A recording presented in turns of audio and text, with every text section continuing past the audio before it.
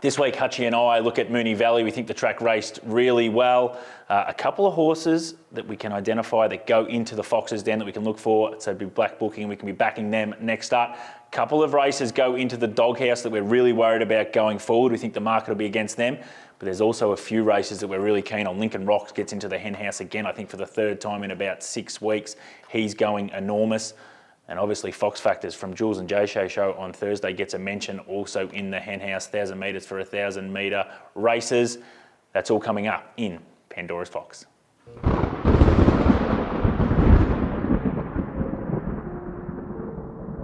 Hello and welcome to Pandoras Fox. My name's Julian Valence, joined as always by Racing.com's analyst Clint Hutchison. How are you, Hutch? I'm really well, Jules. How are you? You look like you've been refreshed. Yeah, no, I got through the week well, Hutch. We'll just leave it at that. We've survived it. You cut that very short. Yeah, no, absolutely. But more importantly, we'll get to the racing soon, but my team, the Cats, they're my team again, by the way. They're just doing numbers that just unheard of. You went very quiet. You know, if you had the Cats and you had the form sheet written down, it would say mixed form. What are they going to bring today? That's the AFL for you, though, I think. Oh my God, seriously. Yeah. Not wrong. Hawks airborne, but who knows? Port, can they turn it around? Anyway, it's not a footy show, is it? No. Yeah. No, deal me out of Port. Yeah, they're in a bit of trouble, I think. Let's get to the track intel.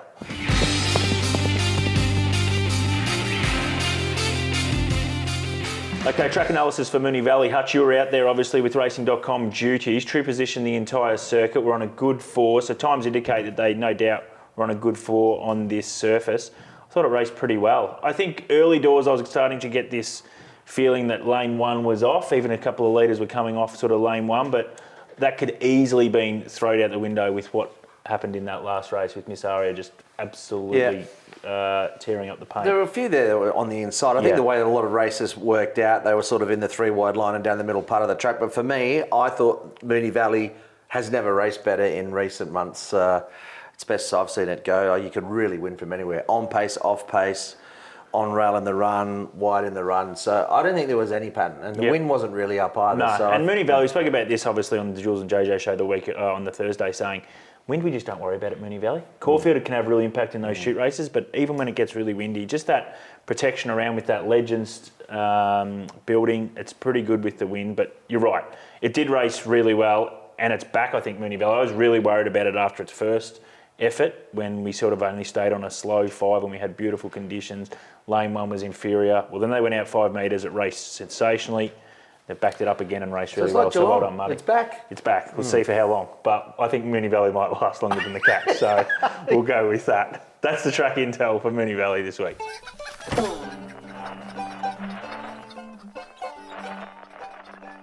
All right, let's get to the good here, Hutchie. Hen House for Moonee Valley. Going to kick off with race 4. Now, this horse has been going into the Hen House, I think, 2 times, now 3 times. We speak of Lincoln Rocks.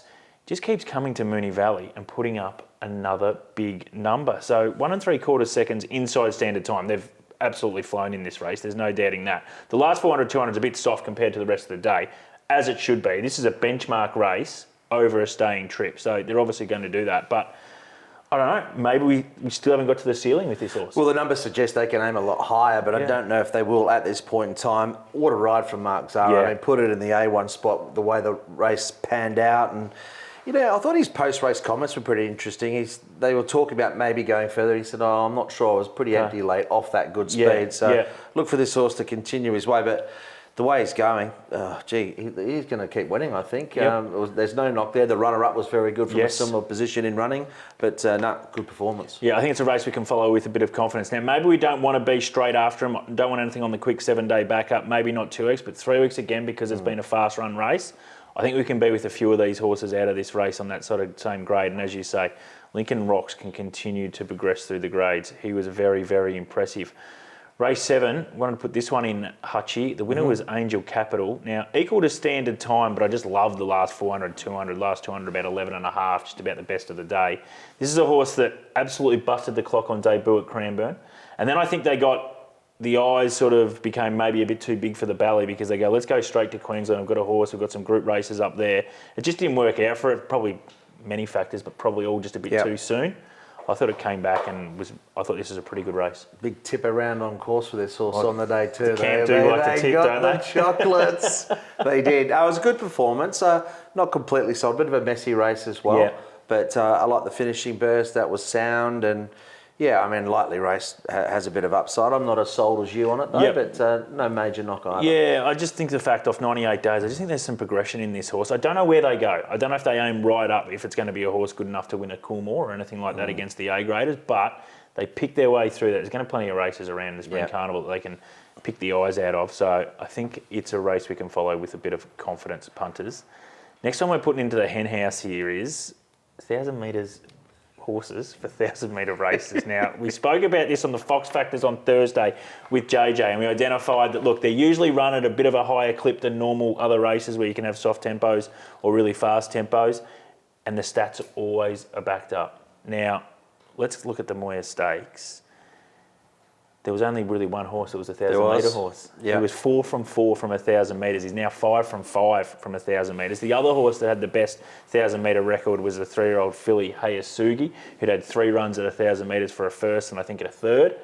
And the rest really didn't have 1,000-metre form. I Wish I Win has ran second in the Lightning, but that was a bit different up the straight.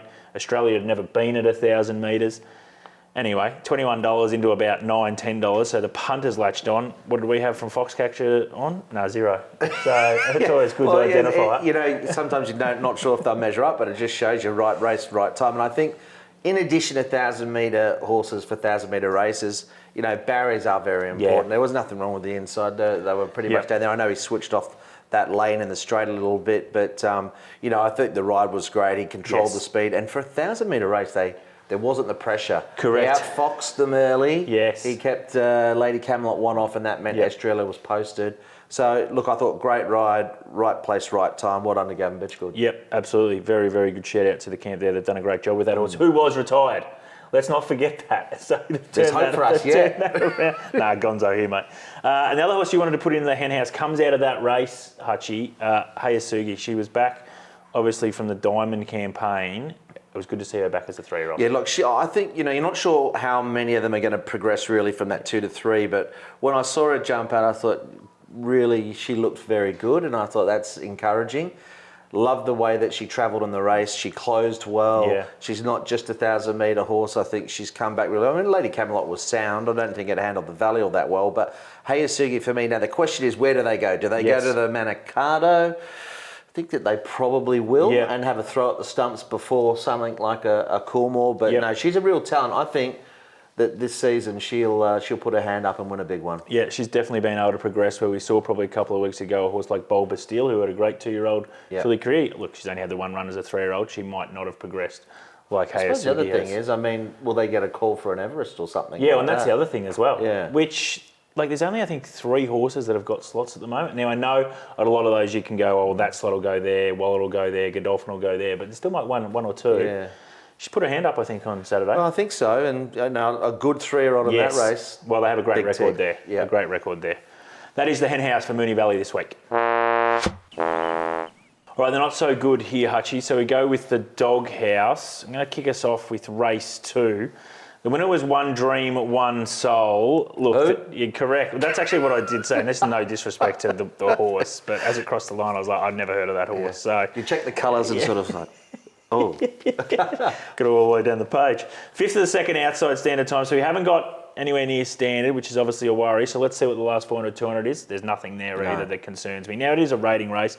1.5 lengths first to 6. There was 10 in total. I think 4 lengths covered all of them.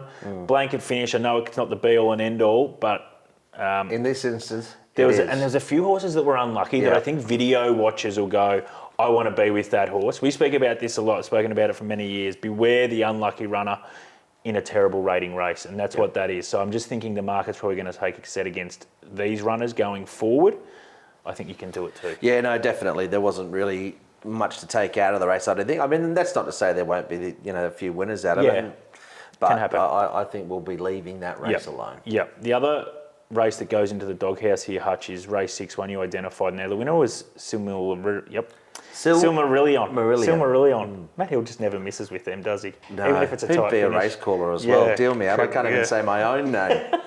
Anyway, this is the second outside standard time, so I think it was the slowest at this distance. And here we want to identify, in this kind of sprint race, we should be able to get last 400, 200 that backs up and improves because it's so slow. It hasn't, It's a real worry, I think, going This was forward. a head scratcher going forward because, people will look at it and go, well, the form stacks up. Amina, Yes, etc. yes. And of course, Manal went up the Sydney in one. So hang on, how can you say that? Well, they just haven't closed off. It was a messy race. They were entitled to run home in better time than they did. Wouldn't have got a beautiful run through the race. There was also a couple of unlucky runners in it. I just don't trust it. I don't trust it at all. And I'll be happy to take it on. Yeah, and I think the other factor here is this horse is probably going to be especially anchored with its SP because I think it's ended up starting $2.25, $2.30. So there's going to be a little bit that built into those early prices when we see this horse again, probably against stronger grade. You're talking about some proper fillies that this horse might end up going against. Yeah, I think, and I'm really worried about horses that finish second and further back. Yeah. I just don't know where they fit at all in this sprint Caution, Correct. definitely. But the one thing with the Godolphin boys, they're pretty good at picking out place it, don't they? where they want to go and having a pecking They've got pretty order. good chopping blocks, so they know, okay, well, this fits here, this fits here, and they can. So they could still work their way through it. But overall, as a race, just be careful going forward. That's the doghouse for Moonee Valley this week. All right, Hutch, hits and misses here. So this is where the PointsBet prices were heavily backed throughout, whether it be the week or through the day, and see whether the punters collected or didn't. In race 2, a horse called Written in Code, $5 into $3.40. Now, it just misses. It wasn't far away, but it was one of those races where I couldn't really get my head around it anyway to begin with. I was probably a little bit surprised I couldn't get Written in Code as short as this, but do we want to be with it next start, do you think? Or is it just one of those ones where it was probably really well placed on Saturday, and now you've got to be careful going forward? Well, they backed both of them out of the... I mean, there was two key form races. There was the Caulfield race, which this one came out of, Written in Code, and another race where Lavore and the horse that beat it, Wayne Marie, came out of. So I think for that level, it'll be okay. Yep. Race 3, La Zebra, $4.80 into $3.70. Got some of mine at $4.80. Finishes unplaced. Was probably a little bit messy for it in terms of it was wide and then stuck, but its last 100 was a bit concerning for me. I don't know where it fits La Zebra now, to be honest. I've had enough. Yeah. I've had enough of the Zebra. He's gonzo. Can't keep making excuses. He had a good run. He put up that massive number at Flemington. Look, no doubt he'll win one day. And I go, you see? Yeah. You see why? But no excuses there. Yep. The horses that featured were around him. Wasn't good enough. Yep. Race 4, Lincoln Rocks. We spoke about this horse. Was in our Hen House. Just keeps delivering. Market wanted to be with him. $2.80 into $2.20. He wins again. Hutchi's spoken about the fact that we can follow him with confidence, so I think we continue to do that. Race 5, this is a really interesting one. Probably get your thoughts on this horse, Hutchi, because I don't know where he ends up now. Arkansas Kid, he was $2.10 into $1.85. We spoke about it on the Jules and JJ show that it was just a really weak race, and that he probably got his, the chance to win it. He's finished second.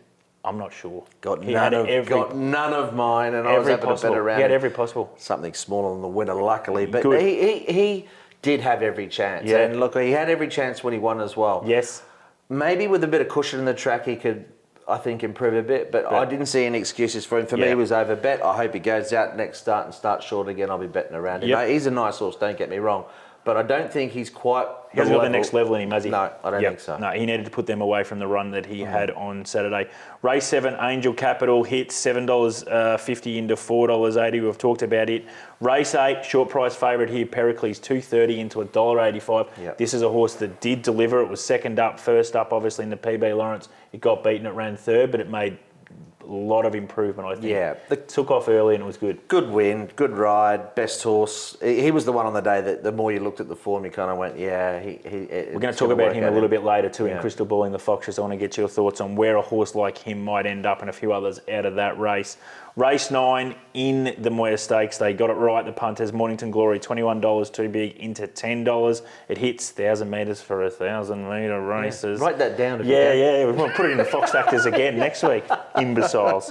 And race 10, they backed two horses here, Hutchi, they did. They backed Vidad, $5 into $3.90. He was first up, newly minted 4-year-old. He ran second, he ran really well.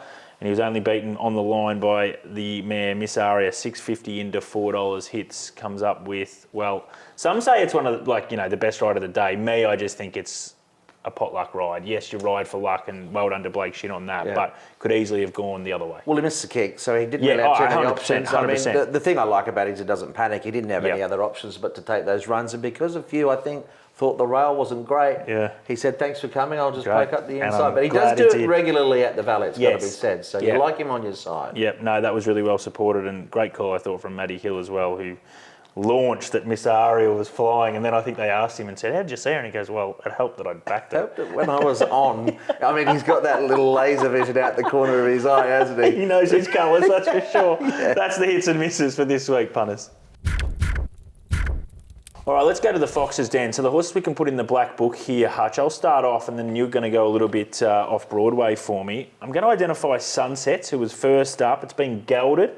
So for 126 days, this horse has only got a handicap of rating of around 85. So in 2,000 metres plus is where it's in the hit zone. I just think there's a race for it. I think they tried to get it to a Group 1 as a 3-year-old, as many do, and it just wasn't up to the mark. But there are so many races around this distance range, whether it be country cups or something like that. I think the camp can identify a race for Sunsets going forward. And one you identified, and we sort of both locked in on this one, Sergeant Major. So he was really good, wasn't he? Well, I mean, look, it was such a messy race, severe interference. I love it personally when you have a horse cop that much interference and still be able to close off well. It usually means that there's a lot left in the locker, as we know. Yep. Overall, I think they're the right kind of horses to be following going forward. Big reps on and good numbers from overseas as well, Sergeant Major. So that was the horse out of the race. I mean, I know there was excuses for Epimel's complete forgive run. I'm not sure. Yeah, it would seem like it was sort of in the same type of backwash that Sergeant Major was, and Sergeant Major sort of got to the outside and sort of really ran on, whereas Epimel's ended up sort of being back in it. But I was a little bit jury out on Epimel's going into the race anyway, so let's just see what happens with it. But it was a bit short, 1,200, I think. Yeah, and correct. And Gate 1 was never going to be helpful for it no, because they were always not going to be able to probably hold the lead in that race, and when you don't, you become a victim of something else. Yeah, I backed something else in the race that didn't have much luck either, but wouldn't have won. But I think Sergeant Major's the one that we can sort of keep a very close eye on with regard to the Guineas, I suppose. Yeah, very good. So that is... Oh, no, hang on. Don't finish. We're not closing off in the Foxes, Dan, because Hutchi... You've got one off Broadway. Yeah, I do. Starts with K. K. It's called Keen. Keen Land. We got there. Keen Land. With big home of the big sales in the US. But this horse, look, he would be winning a maiden, but I think they might be going. You picked one out there. I think it was Coco Bill. Potentially and he for was a derby. poor. But you've got to have a throw at the stumps at 100 to 1. And this will be a similar horse. Just bred to get over ground. Absolutely launched late. Over a sort of middle distance. Yep. Looks to stay. I think that Keeneland with the Busted and Young team can probably pick up a race. We'll be picking up a maiden. And let's be honest, some of the the Victoria Derby can be sort of a glorified high 100%. Benchmark race. On occasion, you need a stayer. Yep. I think this horse will stay. Very good. That's in the Foxes, Dan. And we're going to get to crystal balling the Foxes very soon because I'm going to ask Hutchi a few of those horses that we've talked about and where they might end up. All right, well, let's get to that now. Crystal balling the Foxes here, Hutch. So I'm just going to throw out a few names and then you tell me where you think they might go or where they should go because there's just a glut of some really good horses.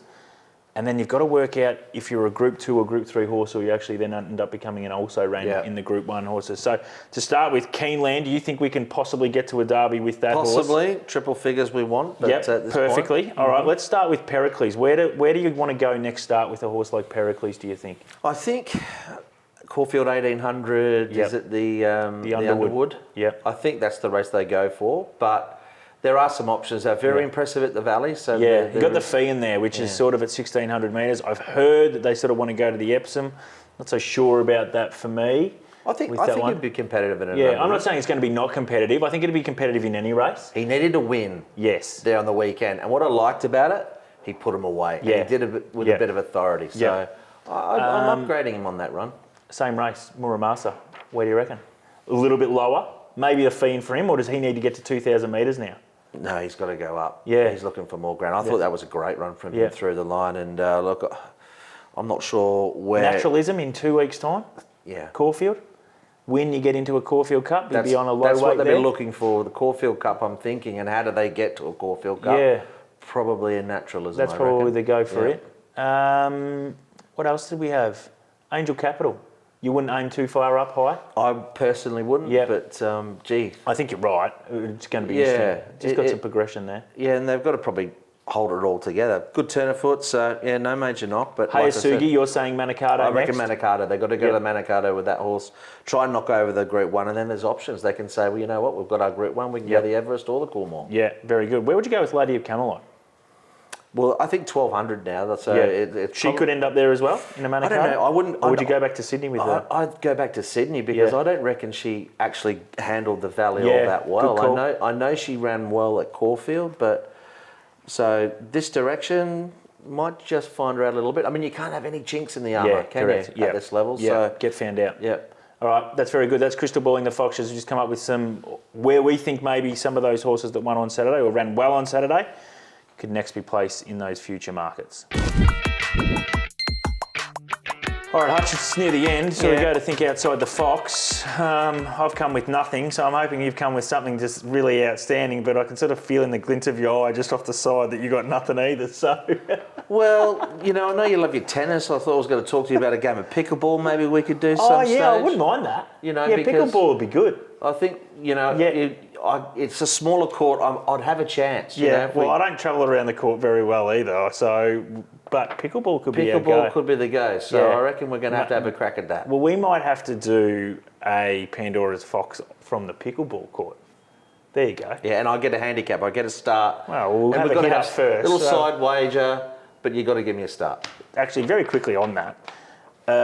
Person that I used to work at another joint a long time ago, and this person said, do you play tennis? And I said, I used to a long time ago. And he goes, all right, we'll have a hit. We'll have a play. He goes, we'll have 1,000 on it.